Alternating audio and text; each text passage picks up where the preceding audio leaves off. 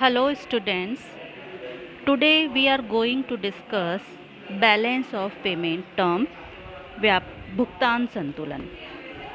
First, its meaning. Balance of payment is a systematic record of all international economic transactions of a country during a given period, usually a year. अर्थात व्यापार संतुलन एक देश का अंतर्राष्ट्रीय आर्थिक सौदों का सिस्टमैटिक रिकॉर्ड होता है जो कि एक निश्चित समय अवधि से संबंधित होता है जो कि यूजुअली एक साल होता है। It includes both visible and invisible trade. व्यापार संतुलन दोनों दृश्य और अदृश्य व्यापार को शामिल करता है। जब हमने व्यापार संतुलन पढ़ा था तो उसमें केवल हमने दृश्य आयात निर्यात यानी कि विजिबल इंपोर्ट और एक्सपोर्ट को शामिल करते हैं उसमें, लेकिन बैलेंस ऑफ पेमेंट भुगतान संतुलन में दृश्य और अदृश्य दोनों ही इंपोर्ट और एक्सपोर्ट को सम्मिलित करते हैं। इसलिए balance of payment wider term है as compare to balance of trade. It is presented in the form of statement. यह एक विवरण के रूप में प्रस्तुत किया जाता है। विवरण के दो पक्ष होते हैं तो ये विवरण के रूप में प्रस्तुत किया जाता है। तो बैलेंस ऑफ पेमेंट क्या है? भुगतान संतुलन एक देश का एक निश्चित समय अवधि में होने वाले समस्त अंतर्राष्ट्रीय आर्थिक सौदों का सिस्टमैटिक रिकॉर्ड होता है। Under balance of payment the transactions are divided in two parts. On one side are the particulars of the receivable of foreign currency called receipt. इसमें लेन देन को दो भागों में विभक्त किया जाता है।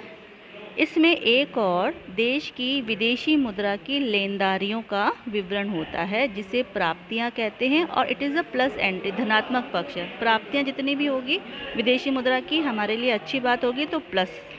Okay, on the other side are the particulars of all the liabilities of foreign currency called payment of debits. दूसरी ओर देश की विदेशी मुद्रा की समस्त देनदारियों का विवरण होता है जिसे पेमेंट्स ऑफ डेबिट या देनदारियां या ऋणात्मक पक्ष माइनस एंट्री भी कहा जाता है। बैलेंस ऑफ पेमेंट को अगर हम फॉर्मूले के रूप में प्रेजेंट करना चाहें तो BOP balance of payment is equal to TFR minus TFP। यहाँ पे BOP का मतलब है बैलेंस ऑफ पेमेंट व्यापार संतुलन, TFR मतलब टोटल फॉरेन रिसिप्ट कुल विदेशी प्राप्तियाँ, एंड TFP मतलब टोटल फॉरेन पेमेंट कुल विदेशी भुगतान। तो कुल विदेशी प्राप्तियों में से कुल विदेशी प्राप्तियाँ लेस करने पर जो बैलेंस आएगा which is known as balance of payment. Balance of payment में if TFR minus TFP means the balance of payment is balanced, that is total receipt and total payment are equal। अगर दोनों बराबर है मतलब कुल विदेशी प्राप्तियां और कुल विदेशी भुगतान दोनों बराबर है तो इसे हम बोलेंगे संतुलित व्यापार संतुलन।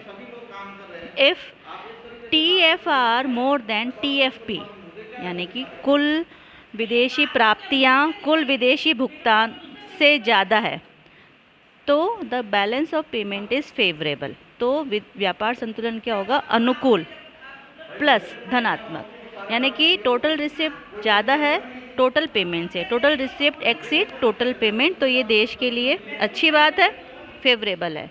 If TFR is less than TFP यानी कि बैलेंस ऑफ पेमेंट क्या हो जाएगा? Unfavourable. The balance of payment is unfavourable, negative minus the total receipt are less than the total payment. ठीक है, अब हम पढ़ेंगे characteristics of balance of payment, यानी कि व्यापार संतुलन के साथ साथ भुगतान संतुलन की भी विशेषताएं हैं। तो हम पढ़ेंगे भुगतान संतुलन की विशेषताएं। उसमें पहला है systematic record of all economic transaction, यानी कि आर्थिक व्यवहारों का व्यवस्थित अभिलेख। भुगतान संतुलन एक देश के शेष विश्व के साथ हुई समस्त आर्थिक सौदों का व्यवस्थित लेखा जोखा है। इसमें केवल वे ही सौदे सम्मिलित किए जाते हैं जिनका मौद्रिक मूल्यांकन किया जा सकता है। सेकेंड पॉइंट है अ स्टेटमेंट, एक विवरण स्वरूप। भुगतान संतुलन आर्थिक व्यवहारों के एक विवरण के रूप में प्रस्तुत किया जाता है। इसके दो पक्ष होते हैं। एक पक्ष में देश को विदेशों से प्राप्त होने वाले भुगतानों को तथा दूसरे पक्ष में विदेशों को किए जाने वाले भुगतानों को दर्शाया जाता है। तो प्रथम पक्ष में प्राप्तियां यानी कि रिसिप्ट और दूसरे पक्ष में भुगतान यानी पेमेंट पक्ष होता है।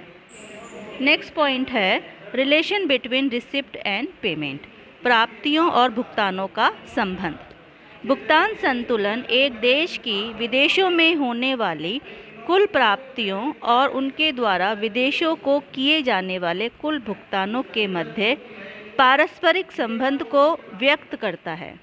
प्राप्तियों और भुगतानों के बीच संबंध अनुकूल और प्रतिकूल दोनों में से किसी भी रूप में हो सकता है। नेक्स्ट पॉइंट है for a given period of time, एक निश्चित समय अवधि के लिए। भुगतान संतुलन एक निश्चित समय अवधि जो प्राय 1 वर्ष होती है में एक देश के समस्त आर्थिक व्यवहारों का लेखा जोखा होता है। नेक्स्ट पॉइंट है visible and invisible items are included, दृश्य एवं अदृश्य मदे सम्मिलित होना। भुगतान संतुलन में दृश्य एवं अदृश्य दोनों प्रकार की मदें सम्मिलित होती है, इसलिए यह व्यापार की तुलना में अधिक व्यापक है। इसमें व्यापारिक मदों के अतिरिक्त पूंजी और मौद्रिक व्यवहार भी सम्मिलित होते हैं। नेक्स्ट है use of residence in comprehensive sense, निवासियों का विस्तृत अर्थ में प्रयोग। भुगतान संतुलन में निवासियों का अर्थ व्यापारियों, फर्मों, कंपनियों, संस्थाओं और सरकारी एजेंसियों से लगाया जाता है। इसलिए भुगतान संतुलन के अंतर्गत सरकारी एवं गैर सरकारी सभी आर्थिक व्यवहारों को सम्मिलित किया जाता है। Next point balance of payment always balances, भुगतान संतुलन सदैव संतुलित होता है। लेखे की दृष्टि से भुगतान संतुलन एक पक्का चिट्ठा बैलेंस शीट की तरह होता है। जिस प्रकार चिट्ठे में एसेट्स एंड लायबिलिटीज पक्ष सदैव बराबर होते हैं, ठीक वैसे ही भुगतान संतुलन के दोनों पक्ष प्राप्तियों और भुगतान संतुलन में वास्तविक अर्थ में असाम्यता यानी कि अनुकूल अथवा प्रतिकूल हो सकता है। तो इस आज के सेशन में हमने बैलेंस ऑफ पेमेंट का मीनिंग डिटेल में समझा है और साथ में इसकी करेक्टरिस्टिक्स समझी है, और करेक्टरिस्टिक्स इसी के मीनिंग को और अच्छे से भी एक्सप्लेन करती है। तो बैलेंस ऑफ पेमेंट हमने पढ़ लिया, बैलेंस ऑफ ट्रेड हमने पढ़ा। अब नेक्स्ट सेशन में हम आगे इसको डिस्कस करेंगे। Thank you.